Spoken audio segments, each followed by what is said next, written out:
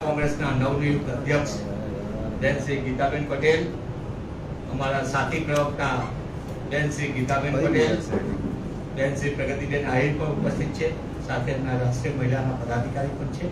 હું વિનંતી કરું છું માનનીય અલકાબેન લાંબાને કે તેઓ આજની પત્રકાર પરિષદને સંબોધન કરે. માનનીય अल्काबेन लांबा. धन्यवाद. मैं मंच पर उपस्थित कांग्रेस के परिवार के सभी सदस्यों की ओर से कांग्रेस भवन में आप सभी पत्रकार साथियों का स्वागत करती हूँ और धन्यवाद करती हूँ.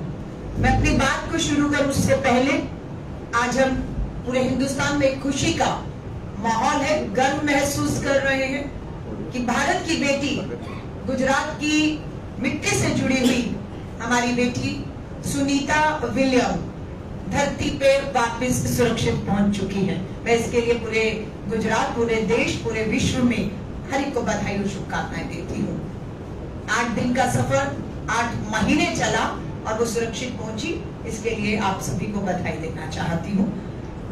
महिला कांग्रेस की राष्ट्रीय अध्यक्ष के तौर पर मेरा कार्यकाल 1 साल का रहा. इस 1 साल में मेरा यहाँ पर ये दूसरी बार आना हुआ.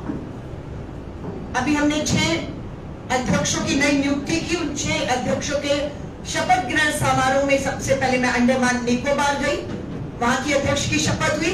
उसके बाद चेन्नई से होते हुए पौंडुचेरी की अध्यक्ष की शपथ हुई. कल मैं राजस्थान जयपुर की महिला कांग्रेस की अध्यक्ष की शपथ कराकर गई और आज मुझे खुशी है मैं गुजरात में गीताबेन पटेल, जिन्हें महिला कांग्रेस की गुजरात की अध्यक्ष के पद और जिम्मेदारी सौंपी है, आज इनके शपथ ग्रहण समारोह में गुजरात में हूँ. कल मैं गोवा में होंगी, गोवा महिला कांग्रेस की अध्यक्ष पद की जो है शपथ ग्रहण. इससे दिखता है कि महिला कांग्रेस पूरी तरह से मिशन मोड पर है. हम निकले हैं मिशन गुजरात पर. हमारा लीडर श्री राहुल गांधी जी अभी आपके बीच में थे, घंटों इस कांग्रेस भवन में रहे, नेताओं से, कार्यकर्ताओं से पूरा जो रोड मैप क्या रहेगा गुजरात को लेकर, गुजरात की समस्याएं, गुजरात के लोग, हक, न्याय, अन्याय, अत्याचार के खिलाफ ये डबल इंजन की सरकार, ट्रबल इंजन की सरकार हो चुकी है. ये इंजन कभी भी सीज हो जाएगा और इसको सीज करेगी गुजरात की जनता. महंगाई मुद्दा है, बेरोजगारी मुद्दा है, महिला सुरक्षा मुद्दा है, किसानों को फसल का उचित दाम न मिलना मुद्दा है. लेकिन देश के प्रधानमंत्री जी संसद सत्र में इन सभी मुद्दों पर मौन है. मणिपुर नहीं गए, द्वीप संसद सत्र में मॉरिशस की यात्रा गए पर मणिपुर नहीं गए. महिला कांग्रेस की राष्ट्रीय अध्यक्ष हूं. मिशन गुजरात पे हम निकले हैं नई अध्यक्ष के साथ. आपसे प्रेस वार्ता के बाद हमारी पहली कार्यकारिणी की बैठक होने जा रही है. पूरे गुजरात में हम अब निकलने वाले हैं, हम निकल चुके हैं, पर अब नई अध्यक्ष, नई नेतृत्व के साथ हम अपना पूरा एक रोड मैप आज चर्चा करके निकलने वाले हैं. और जैसे ही हम निकलेंगे गुजरात में, गुजरात की सरकार, डबल इंजन की सरकार की मुसीबतें पैदा होगी. क्यों? हम थानों का घेराव करने जाएंगे. करिएगा मुकदमे जितने करने होंगे, क्योंकि उन थानों में सुनवाइयां नहीं हो रही है. विधानसभा सत्र चल रहा है. प्रधानमंत्री जी, गृह मंत्री जी और इस विधानसभा में आपके विधायक हैं गजेंद्र सिंह परमार, पूर्व मंत्री रहे. आज गुजरात की बहनें पूछ रही हैं, गजेंद्र सिंह परमार ने क्या ये सच है या नहीं, गुजरात की एक दलित बहन के साथ गलत काम, बलात्कार किया. आपकी पुलिस ने उस दलित बहन की शिकायत क्यों नहीं ली? हम आपसे पूछ रहे हैं, जवाब दीजिए. क्यों नहीं ली शिकायत उसकी पुलिस ने? किसका दबाव, किसका डर, किसके कहने पर एफआईआर नहीं होती? न्याय नहीं मिलता. सवाल हम पूछेंगे. हम धन्यवाद करते हैं गुजरात हाईकोर्ट का. बहन गुजरात हाईकोर्ट पहुंचती है, फटकार पड़ती है पुलिस को, तब उसका मामला दर्ज होता है. पर क्या गजेंद्र सिंह परमार को भाजपा ने कोई कार्रवाई की, पार्टी से निकाला कि जब तक क्लीन चिट नहीं मिलेगी आपको हम पार्टी से निष्कासित करते हैं? ये पहला मामला नहीं है. विनेश फोगाट आज हरियाणा की बेटी विधायक हो गई है. रेसलिंग पहलवानी में भाजपा के ही सांसद ब्रजभूषण शरण. दिल्ली पुलिस पे को भी आपने, गृह मंत्री जी, एफआईआर नहीं करने दी. सुप्रीम कोर्ट की फटकार लगती है, तब आपके पूर्व सांसद के खिलाफ, जो उस समय सांसद था, एफआईआर होती है. लेकिन 1 साल हो गया, दिल्ली पुलिस पर दबाव है. इस 1 साल में ब्रजभूषण शरण को बुलाने की हिम्मत, बेटियों को न्याय दिलाने की हिम्मत नहीं दिखा पाई. वही हाल गुजरात में भी हो रहा। बेटी बचाओ का नारा देने वाले अपने दोषी विधायक, सांसदों, मंत्रियों को बचा रहे हैं और बेटियां न्याय मांग रही है। ये सच्चाई है। दहोद रेप केस, आरएसएस का प्रचारक है, बच्ची के रेप के बाद हत्या करते हैं और आरएसएस का प्रचारक है। सूरत रेप केस, 4 साल की बच्ची के साथ रेप हुआ। हर महिला और नाबालिग बच्चियों के बलात्कार इस धरती पर हो रहे हैं। डबल इंजन की सरकार मौन बैठी हुई है, बेटियों को न्याय नहीं मिल रहा। अमरेली रेप केस, एक शिक्षक ने 2 नाबालिग बच्चियों को नशा देकर रेप किया है। इतनी हिम्मत हो रही है आपकी सत्ता में होते हुए, ये कैसे हो रहा है? क्योंकि इन्हें मालूम है अपराधियों को कि ये सत्ता में बैठे लोग अपराधियों का संरक्षण करते हैं, बेटियों को, बहनों को न्याय नहीं दिलाते, इसलिए इनकी हिम्मतें बनती है। जब गजेंद्र सिंह परमार पर कार्रवाई नहीं तो वो तो सोचते हैं तो छोटे मोटे बच के निकल जाएंगे और बच भी नहीं। ये दुख और दुर्भाग्य की बात है कि भाजपा की ये सरकार गुजरात में बेटियों को सुरक्षा देने में पूरी तरह से फेल और विफल साबित हो रही है। इन बेटियों का सारी जानकारियां नेशनल क्राइम रिकॉर्ड ब्यूरो के आंकड़ों के माध्यम से हम एकत्रित कर रहे हैं। हम इन बेटियों और बहनों तक पहुंचेगा हमारा महिला कांग्रेस का एक मजबूत संगठन जो हम बनाने जा रहे हैं। कौन से थानों में, कौन सी अदालतों में कब से मामले चल रहे हैं, हम इसका पूरा एक खाका तैयार करने वाले हैं। इन बहन बेटियों से संपर्क करके अगर इन्हें किसी भी तरह की कानूनी, आर्थिक, हर तरह की मदद चाहिए, हम इन्हें देंगे।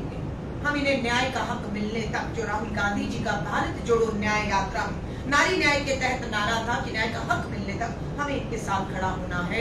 हमारी महिला कांग्रेस और पूरा शीर्ष नेतृत्व ऊपर से नीचे राहुल गांधी जी के साथ अब प्रियंका गांधी जी के भी आने वाले समय में पूरे गुजरात में दौरे होंगे। स्वाभाविक है, हमारी कोशिश है कि जो महिलाएं सशक्तिकरण के तहत, आज भी जब राहुल गांधी जी आए तो एक महिला समूह से मिले कि किस तरीके से यहाँ पर महिलाएं आर्थिक सशक्तिकरण के लिए काम कर रही है, किस तरह से न्याय के लिए लड़ रही है। इन सब पे महिला कांग्रेस जो है आगे बढ़ी। अब एक और शर्मनाक तस्वीर देश भर में, एक तरफ संसद सच चल रहा था और दूसरी तरफ ऑस्ट्रेलिया में प्रधानमंत्री जी की एक तस्वीर एक शख्स के साथ वायरल हो रही है। संसद सच चल रहा है, ऑस्ट्रेलिया की एक तस्वीर एक शख्स के साथ, प्रधानमंत्री जी के साथ, एक नहीं अनेकों बार वो मिला है, पीएमओ में मिला है, ऑस्ट्रेलिया में मिला है और वो ओवरसीज बीजेपी फ्रेंड्स का मुखिया था। ऑस्ट्रेलिया में 5 कोरियन विमेन के बलात्कार का दोषी करार दिया गया, 40 साल की सजा दी गई और प्रधानमंत्री नरेंद्र मोदी जी के साथ एक नहीं अनेकों तस्वीरें उसकी आती हैं। जवाब दीजिए प्रधानमंत्री जी, उस अपराधी जिसे 40 साल की सजा विदेश में होती है, देश शर्मसार होता है, आपका उस अपराधी के साथ वो रिश्ता क्या कहलाता है? आपको जानकारी नहीं थी प्रधानमंत्री जी, आपके पीएमओ को, कि वो शख्स क्या कर रहा है जिसके जो आपके इतने करीबी है?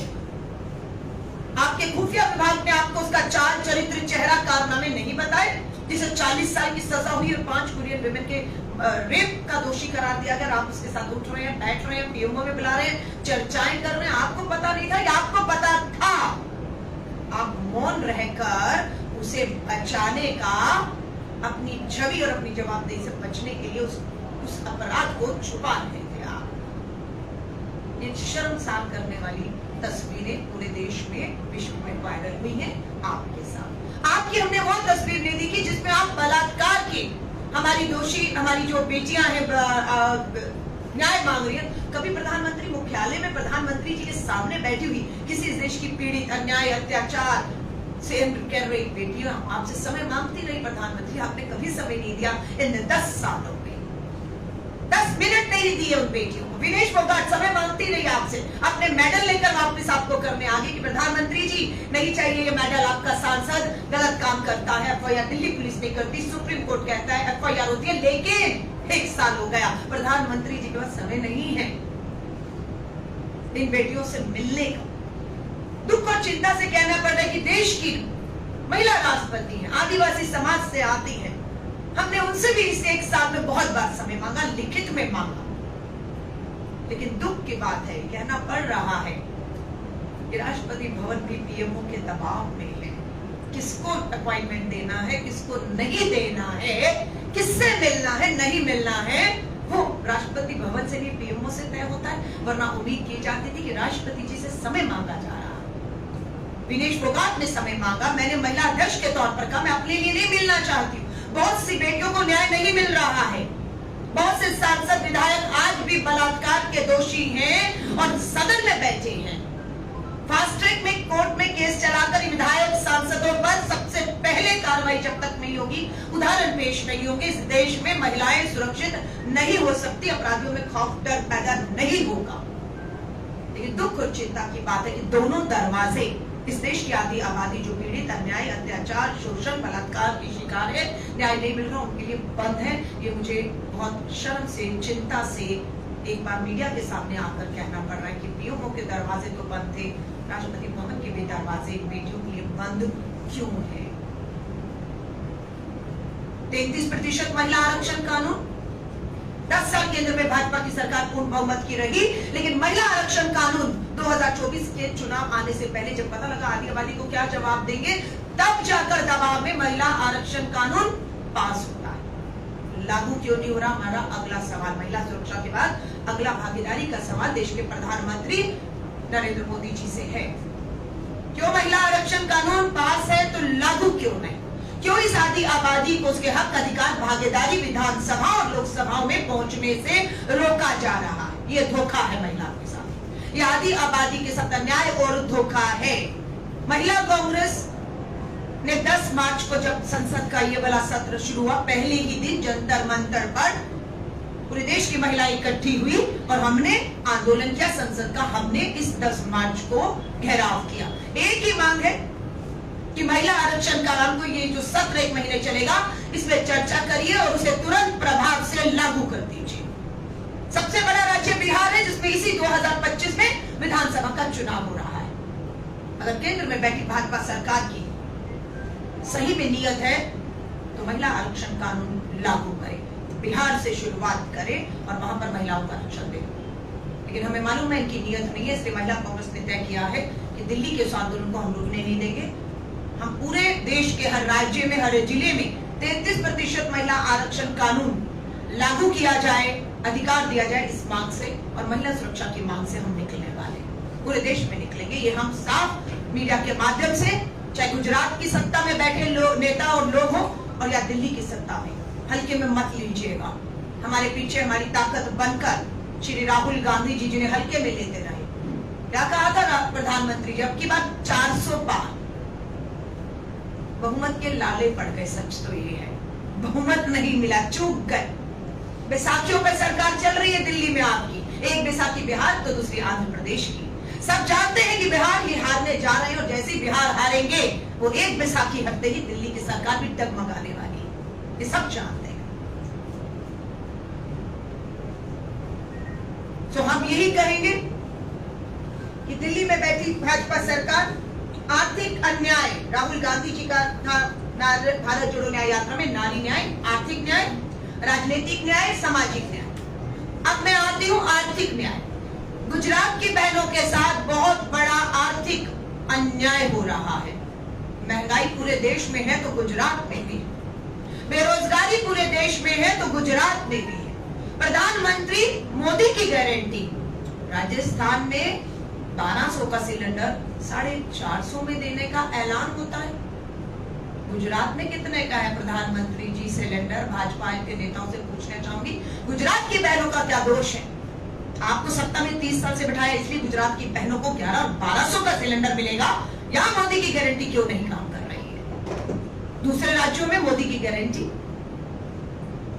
तेलंगाना में हमारी सरकार है, कर्नाटक में हमारी कांग्रेस की अपनी सरकार है, हिमाचल में कांग्रेस की सरकार है, झारखंड में हमारे गठबंधन की सरकार है, तमिलनाडु में हमारे गठबंधन की सरकार है, हमारी सरकार तेलंगाना में, प्रधानमंत्री जी कर्नाटक में 2500 रुपया हर महीने महंगाई से लड़ने के लिए आर्थिक मदद देती है बहनों को। गुजरात की सरकार बहनों को हर महीने महंगाई और बेरोजगारी से लड़ने के लिए, मेरा सवाल है, कितनी आर्थिक मदद करती है? दिल्ली में ऐलान किया है कि दिल्ली में सरकार बन गई, मोदी की गारंटी 2500 देंगे, तो गुजरात में क्यों नहीं? गुजरात की बहनों की आवाज हम उठाएंगे। 450 का सिलेंडर ऐलान किया है, मोदी की गारंटी गुजरात में, राजस्थान में मिलेगा, पर यहाँ गुजरात में 1200 का क्यों मिलेगा? हमारी सरकार तेलंगाना में, हमारी सरकार कर्नाटका में महिलाओं को फ्री बस यात्रा है, चाहे वो स्कूल जा रही है, कॉलेज जा रही है, काम पर जा रही है, महिलाओं को आर्थिक बोझ से बाहर निकालने के लिए फ्री और सुरक्षित बस यात्राएं कर रही हैं। गुजरात में ऐसा क्यों नहीं हो सकता है, ये सवाल हम पूछते हैं। यहाँ पर अभी हमारी ऑल इंडिया की राष्ट्रीय सचिव है प्रभारी, उन्होंने ये भी बताया कि यहाँ पर हमारी जो विधवा बहनें हैं, इतनी महंगाई बेरोजगारी में अकेली बहन को पूरा घर और परिवार बच्चों की परवरिश करने के लिए विधवा पेंशन मात्र 1200 रुपए, मात्र 1200। उनकी मांग है 4000 किया जाए। हम महिला कांग्रेस इस मांग का समर्थन करती है। जब हम समर्थन करती है तो हम ये भी कहते हैं कि अगर आप नहीं करेंगे अपने कार्यकाल में तो कांग्रेस करेगी, और इस 1200 की पेंशन जो हमारी विधवा बहनों को है उसे हम 4000 करेंगे। हम आएंगे सत्ता में तो अगर हम कर्नाटका तेलंगाना में फ्री बस यात्रा दे रहे हैं प्रधानमंत्री जी, जो 30 साल से आप और आपकी सरकार गुजरात में नहीं दे पाई, वो हम देंगे। हम अगर तेलंगाना में 500 का घरेलू सिलेंडर जो 1200 का वो दे रहे हैं, और आप यहाँ पर भाजपा के नेताओं से कहना चाहूंगी, आप अगर फेल हो रहे हैं तो कांग्रेस देगी ये मदद, देंगे 500 रुपए का सिलेंडर। नियत और ईमानदारी होनी चाहिए। खजाना भरा हुआ है, लेकिन वो खजाना बंद कमरों में, ऐसी इमारतों में। कल भी अखबार की हेडलाइन थी, कितने 98 किलो सोना, करोड़ों रुपया, नोटबंदी की थी प्रधानमंत्री जी ने। काला धन आएगा, कैशलेस इकोनॉमी हो जाएगी। कल ही के अखबार की हेडलाइन है कि अहमदाबाद के अंदर ही एक फ्लैट जो बंद पड़ा था, उसमें 100 किलो के करीब सोना और कैश पड़ा हुआ है। बहुत होगी कैशलेस इकोनॉमी। भ्रष्टाचार, काला धन पोल खोल रही है ये जो है आपकी सब चीजें जो है।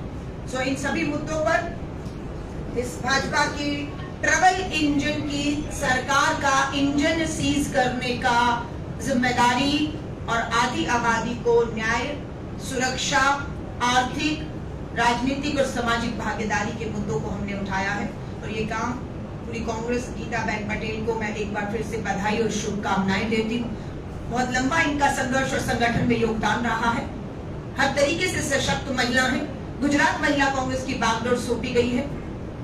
लगभग होगा तो हर महीने गुजरात में खुद आऊंगी, ताकि हर जिले तक पहुंच पाए। आज शपथ ग्रहण समारोह में, नारी न्याय सम्मेलन में गुजरात से बहुत बहनें आई, हमारी जगह कम पड़ गई, लेकिन अब हमने ठाना है कि हम हर जिले में जाकर इसी तरह के सम्मेलन करके अन्याय के खिलाफ न्याय की लड़ाई को लड़ेंगे और इस सरकार को कटघरे में खड़ा करेंगे। आप सभी पत्रकार साथियों का मैं तहे दिल से धन्यवाद करती हूँ। आपके सवालों से पहले मैं गीताबेन पटेल को कहूंगी, मेरी नवनियुक्त अध्यक्ष आपको संबोधित करें।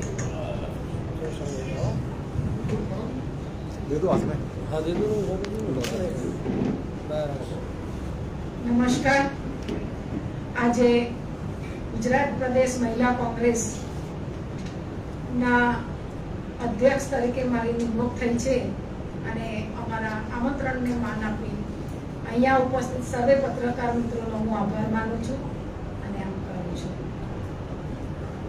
આજે અમારી રાષ્ટ્રીય અધ્યક્ષ અલકાજીને જે વાતો કરી છે, જે મુદ્દાઓ વિશે ચર્ચા કરી છે અને આવનારા સમયની અંદર મહિલાઓને ન્યાય અપાવવા માટે, મહિલાઓના મુદ્દાઓ ઉઠાવી અને એના સામે લડત આપવા માટે અને ગુનેગારોને સજા આપવા માટે મોંઘવારીના મુદ્દાઓને લઈને અમે પબ્લિક વચ્ચે જઈશું અને આવનારા સમયની અંદર ઘણા બધા આંદોલન, પ્રદર્શન, ધરણા અને મીટિંગો કરી પ્રજાના પ્રશ્નો ઉઠાવી પ્રજા વચ્ચે જઈ અને મહિલાઓને ન્યાય અપાવવા અને સંગઠનમાં જોડવા માટેની વાત કરીશું।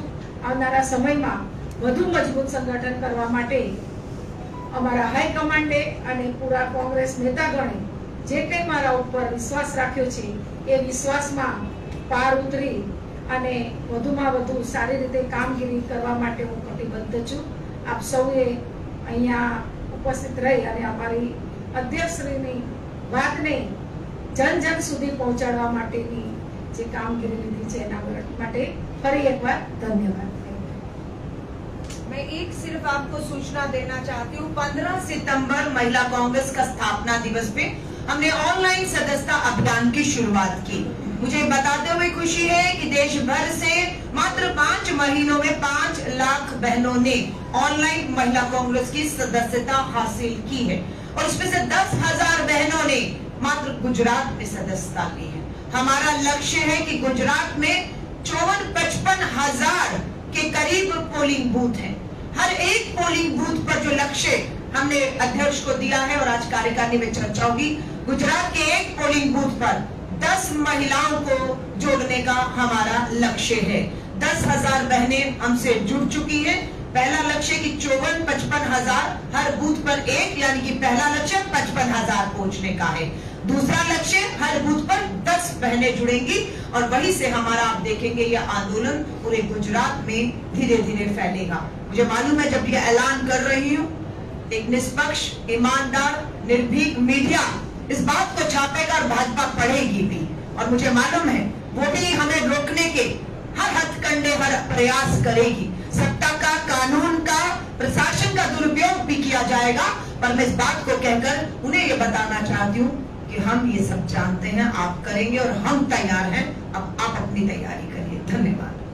अलका जी मेरा सवाल ये है कि गुजरात सरकार में अभी बीजेपी ने परिपत्र किया है कि गुजरात में जो लॉ एंड ऑर्डर की स्थिति बिगाड़ने वाले अपराधियों का एक लिस्ट तैयार किया जाए और उनके ऊपर कार्यवाही की जाए। और अभी गुजरात सरकार भी ऐसे अपराधियों पे बुलडोजर चलाने का काम भी कर रही है उनके घर पे। ये राजनीति को आप कैसे लेकर हैं? देखिए, मैं फिर कहूंगी, 30 साल से इनकी सत्ता है, 30 साल कम नहीं थे, 10 साल से डबल इंजन की सरकार। मुझे तो लग रहा था गुजरात अपराध मुक्त हो गया होगा, कम समय था ही ना, लेकिन आज भी अपराध युक्त है। डर नहीं है, खौफ नहीं है। ऐसे विधायक दलित महिला का बलात्कार के आरोप में भी अंदर विधानसभा में बैठा जेल नहीं गया है। तो ये खोखली बातें हैं। मैंने देखा, आज मैं आपके अहमदाबाद रिवर फ्रंट, मैं पूछ रही थी वो सी प्लेन कहाँ है। जब भी चुनाव आता है प्रधानमंत्री जी एक नया शगुफा छेड़ देते हैं और सारे मुद्दों से ध्यान भटकाकर उस पर चर्चा होती है। अरे सी प्लेन चलेगा, सी प्रधानमंत्री जी घूम गए, कहाँ है वो सी? हाँ, बुलेट ट्रेन भी आनी थी। मैं तो सोच रही थी एयरपोर्ट पर उतर के अहमदाबाद की बुलेट ट्रेन में बैठने वाली हूँ, कहाँ गई वो प्रधानमंत्री जी बुलेट ट्रेन? तो ये सब चीजें जो हैं, मैं फिर कहूंगी, असल मुद्दों से ध्यान भटकाने के लिए ये बात कह के भाजपा की सरकार ने खुद को ही कटघरे में ये खड़ा कर दिया। अपराध था, अपराध है और भाजपा जब तक है गुजरात में अपराध रहेगा, वो सुरक्षित नहीं रहेंगे, क्योंकि ये अपराधियों को संरक्षण देने का काम करती है ये सरकार। ये भागीदारी है अपराध में इनकी, संरक्षण पर्याप्त है इनको, और वो जितना अपराध दोषी वो है उतनी ही दोषी भाजपा सरकार भी है। तो इसलिए मैं कहूंगी कि ये सब कहकर आपने अपने आप को बेनकाब किया है। हम तो कह रहे हैं अपराध है, कोई सुरक्षित नहीं है और उसका दोषी कोई और नहीं, भाजपा की सरकार और नेता है। अलका जी, नरेंद्र मोदी और बीजेपी, उनकी जो पॉपुलैरिटी है और उनको जो वोट मिलते हैं उनमें से ज्यादा प्रतिशत महिलाओं के हैं, उनके दम पर ही मिलते हैं। तो आपने अभी जो मसले बताए वो अगर सही मायनों में कांग्रेस अगर लेके जाती महिलाओं से तो situation would have been different. What do you think? ये हुआ राजस्थान में, मोदी की गारंटी, कांग्रेस सरकार 500 का सिलेंडर दे रही है ना, मोदी की गारंटी 450 का दूंगा। बिल्कुल सही कहा आपने, बहनाएं आ गई धोखे में, आ गई झूठ में, दे दिया धड़ाधड़ वोट। पूरा राजस्थान की महिलाओं ने मोदी जी को वोट दे दिया। आज 1-1.5 साल हो गया, 450 का सिलेंडर भी नहीं मिल रहा, मोदी भी नहीं मिल रहे हैं। तो ये है धोखा हुआ। हर बार प्रधानमंत्री जी आते हैं चुनाव में, मोदी की गारंटी बहनों को देकर धोखा करके चले जाते हैं। उसका नतीजा बता दिया आपको। हमने क्या किया? हमने मोर्चा संभाल लिया। राजस्थान का चुनाव हुआ, 450 का सिलेंडर नहीं मिला, फिर आ गया लोकसभा का चुनाव। लोकसभा में 25 सांसद हैं, राजस्थान में 11 सांसद सीधे कांग्रेस ने हरा दिए वहां पर, इन्हीं महिलाओं के दम पर। अगर विधानसभा में इन महिलाओं ने भाजपा को धोखे में आकर मोदी की गारंटी 450 में दिया तो बदला भी ले लिया उन्हीं महिलाओं ने, और 11 सांसद हारते हैं 25 में से राजस्थान में और कांग्रेस जीतती है। धन्यवाद।